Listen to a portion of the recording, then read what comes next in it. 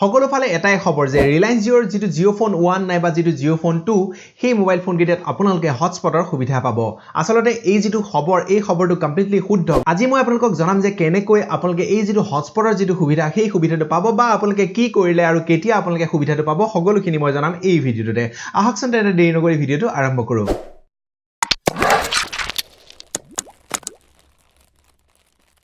এই যেটো ভিডিও অৰ্থাৎ আজিৰ ভিডিওটো কেৱল মাত্ৰ জিঅ'ৰ গ্ৰাহকসকলৰ বাবেহে মানে জিঅ' ফোনৰ গ্ৰাহকসকলৰ বাবেহে আপোনাৰ হাতত যদি এটা জিঅ' ফোন 1 নাইবা জিঅ' ফোন 2 আছে তেনেহলেহে আপুনি এই ভিডিওটো চাব যদি আপোনাৰ নাই তেনেহলে আপোনালোকে এই ভিডিওটো এক্সিট কৰিব পাৰে ৰিলায়েন্স জিঅ'ৰ ফালৰ পৰা বহুত আগতেই আমি এই খবৰটো আহিব বুলি ভাবি আছিলো কিন্তু যথেষ্ট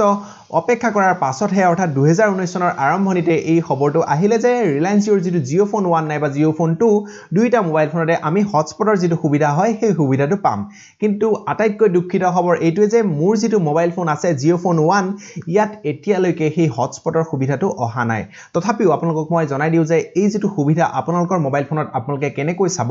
তাৰ বিষয়ে চাওক আপোনালোকৰ মোবাইল ফোনত যেটো সেটিং আছে সেটিংছলৈ যাব আৰু সেটিংছত গৈ আপোনালোকে যেটো আপোনালোকৰ নেটৱৰ্কৰ যেটো টেব আছে তাতেই আপোনালোকে দেখিব ইন্টাৰনেট শেয়াৰিং বুলি চাওক আগতে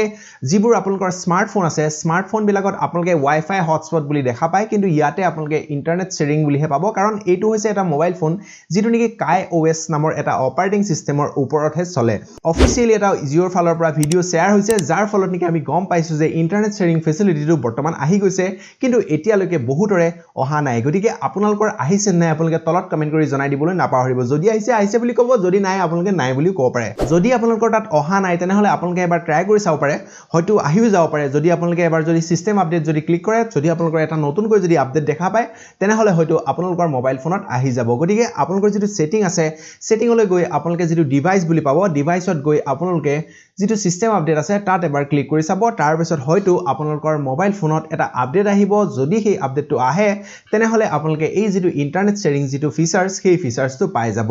গতিকে আপোনালোকে কমেন্ট কৰি দিবলৈ একেবাৰে নাপাহৰিব যদি আপোনালোকে এই ফিচাৰ্সটো পায় আৰু যদি ভিডিওটো ভাল লাগিলে তেনেহলে লাইক কৰি শেয়াৰ কৰি দিবলৈ নাপাহৰিব অন্য এটা নতুন ভিডিওত আমি লগ পাম ধন্যবাদ জয় অসম